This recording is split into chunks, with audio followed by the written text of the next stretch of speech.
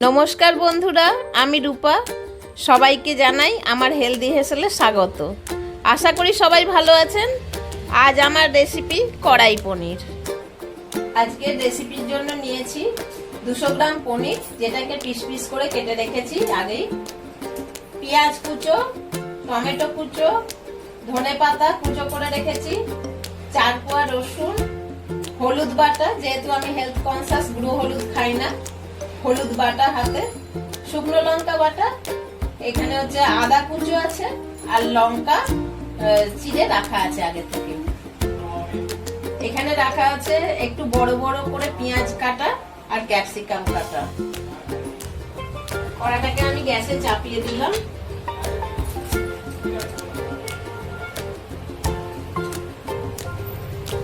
এবার তেল দেবো অল্প পরিমাণে।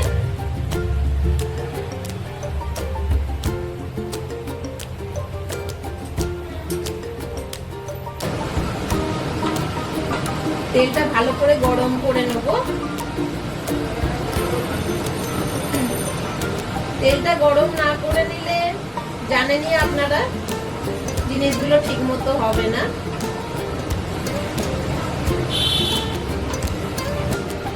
তেলটা গরম হয়ে গেছে, এবার আমি পেঁয়াজগুলো তেলের মধ্যে দিয়ে দিচ্ছি।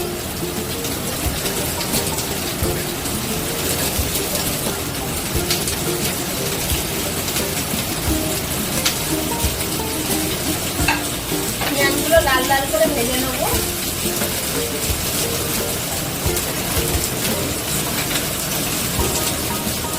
তবে ফ্লেমটা কমিয়ে দিলাম। আপনারাও আপনাদের দরকার মতো ফ্লেমটা কমিয়ে বাড়িয়ে নেবেন।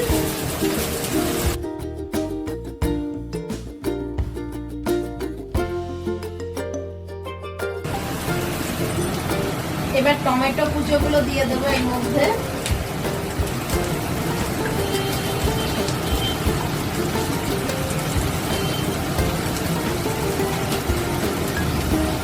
আদা কুচো দিয়ে দিলাম, আর দিয়ে দিলাম রসুন গুলো। এবার ভালো করে নাড়বো।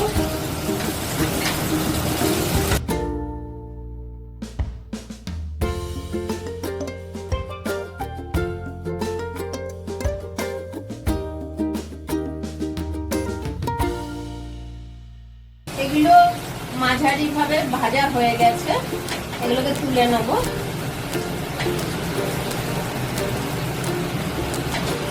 খুব বেশি ভাজবেন না।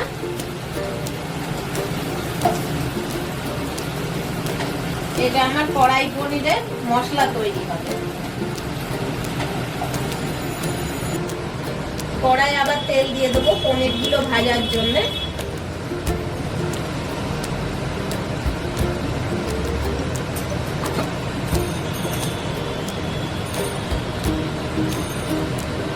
ছড়িয়ে নিলাম তেলগুলো চারদিকে কড়া।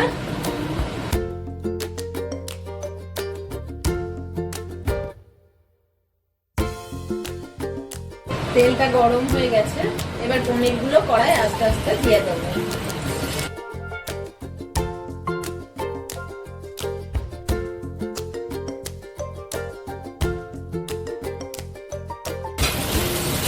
পনিরগুলোকে হালকা করে ভেজে নিতে হবে, জানেনই বেশি ভাজলে পনির শক্ত হয়ে যায়। হালকা করে আমি এবার পনিরগুলোকে ভেজে নেব।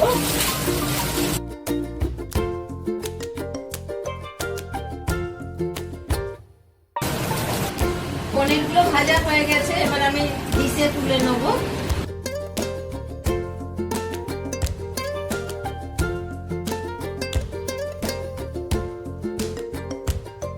হালকা করে ভেজে রাখা ইনগ্রিডিয়েন্টস গুলো ঠান্ডা হয়ে গেছে, এবার আমি মিক্সিতে ঢেলে দেবো,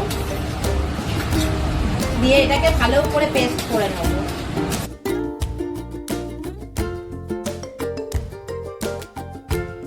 আর একটু তেল দিয়ে দিচ্ছি পরিমাণ মতো।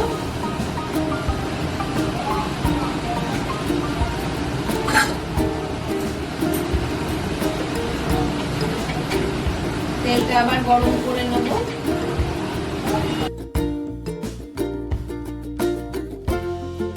তেলটা গরম হয়ে গেছে, পেঁয়াজ আর ক্যাপসিকাম গুলো কড়ার মধ্যে দিয়ে দেবো।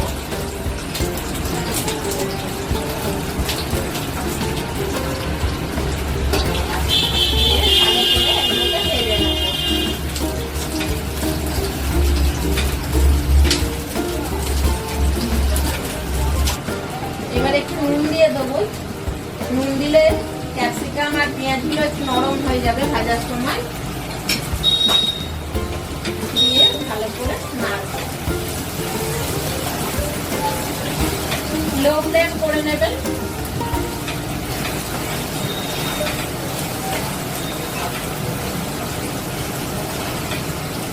ক্যাপসিকাম আর পেঁয়াজটা ভাজা হয়ে গেছে। এবার আমি একটা ডিশে তুলে নেবো।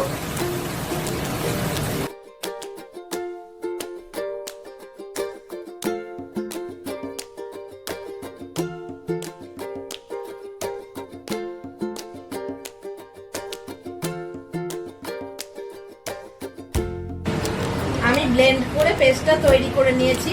এবার তেলের মধ্যে দিয়ে দেবো।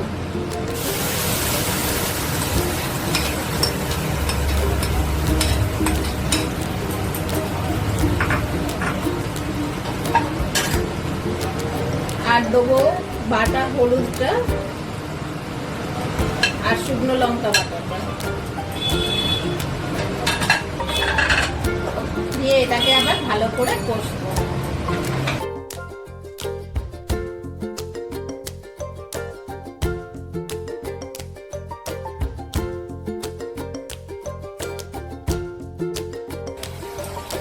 মশলাটা ভালো করে নেড়ে নেব।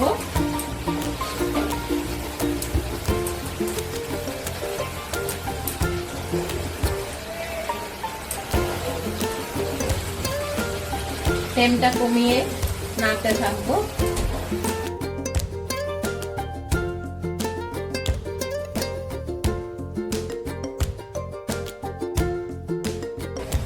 এখানে হাতে গুঁড়োনো ধনে আর জিরে আছে 1 চামচ। এটা আমি এই মশলার উপরে দিয়ে দিচ্ছি।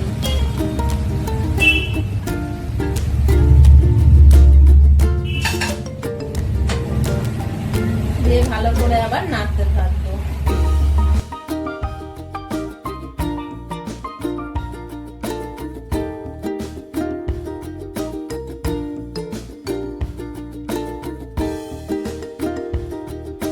মশলাটা আমার কষা হয়ে গেছে। এবার লো ফ্লেমে কড়াইটাকে ঢাকা দিয়ে 2 মিনিট কুক করে নেব। 2 মিনিট হয়ে গেছে। এবার আমি কড়াটার ঢাকা খুলে নিলাম। মশলাটা আমার হয়ে গেছে, তেল ছেড়ে এসেছে। এবার ঠান্ডা করে দই দিতে হবে। গ্যাসটা অফ করে দিলাম। মশলাটা হয়ে গেছে। এবার আমি এর মধ্যে 1 চামচ টক দই দিয়ে দেব।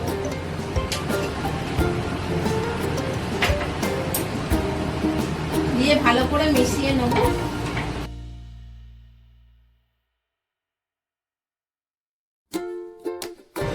দেখুন দইতে মশলাটা কিরকম ব্লেন্ড হয়ে গেছে। তাই জন্য আমি এটা ঠান্ডা করতে দিয়েছিলাম যাতে ভালো করে ব্লেন্ড হয়ে যায়। যদি গরম থাকতো তাহলে ঠিক মতো ব্লেন্ড হতো না, ফেটে যেত দইটা। মশলা আর দই ব্লেন্ড হয়ে গেছে। আমি গ্যাসটা অন করে নিয়েছি।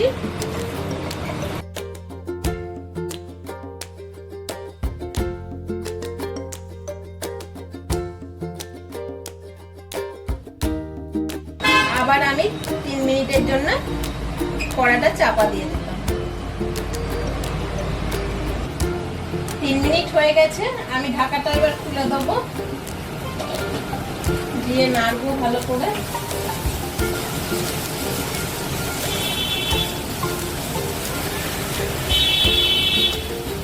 এবার আমি জল দেবো। পরিমাণ মতো জল দিয়ে ভালো করে নেড়ে নেবো।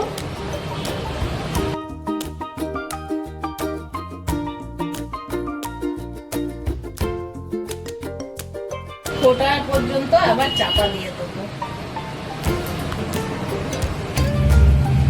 ফুটে গেছে। এবার ঢাকাটা খুলে নেব।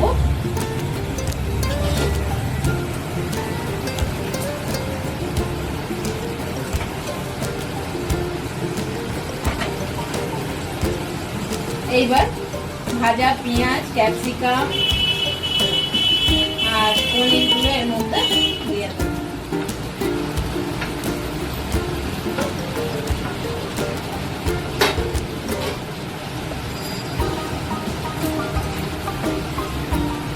ভালো করে নাড়িয়ে নেব।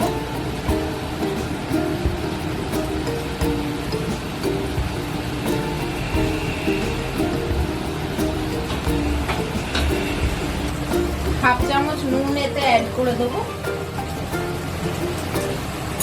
আর অ্যাড করব ধনে পাতাগুলো আর চিড়ে রাখা লঙ্কা দিয়ে ভালো করে আবার নেড়ে নেব।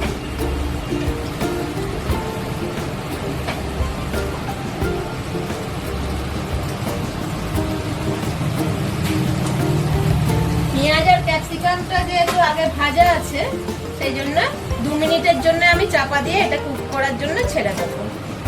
2 মিনিট হয়ে গেছে, ঢাকাটা এবার খুলে নেব।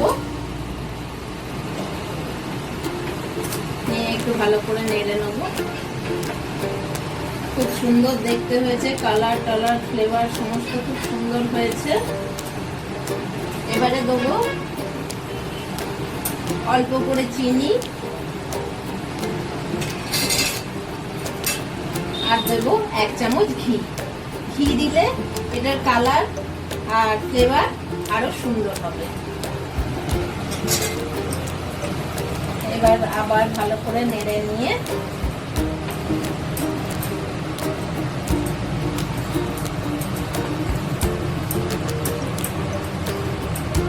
হাফ মিনিটের জন্য আবার চাপা দিয়ে দেবো। হাফ মিনিট হয়ে গেছে, এবার ঢাকাটা আমি খুলে নিলাম। আমার সুন্দর কড়াই পনির তৈরি হয়ে গেছে। দেখুন কালারটাও কত সুন্দর এসেছে। আপনারা চাইলে এর মধ্যে কাজু পেস্ট করেও দিতে পারেন আরো রিচ করার জন্য, কিন্তু আমি দিলাম না, খুব বেশি রিচ করতে আমি চাইনি বলে কাজু আর দিইনি। আমার কড়াই পনির তৈরি হয়ে গেছে। স্টোভটা এবার নিভিয়ে দিলাম। রান্নাটা আমার সম্পূর্ণ হয়ে গেছে। এবার কাঁচের বাটিতে আমি ডিশটা সার্ভ করে নিলাম।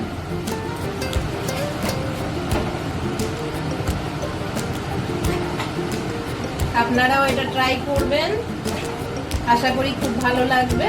আমি কড়াই পনির বাটিতে পুরো সার্ভ করে নিয়েছি। রান্নাটা আপনাদের কেমন লাগলো কমেন্টে অবশ্যই জানাবেন। আর আমার চ্যানেলটা লাইক, শেয়ার ও সাবস্ক্রাইব করতে একদম ভুলবেন না। Thank you.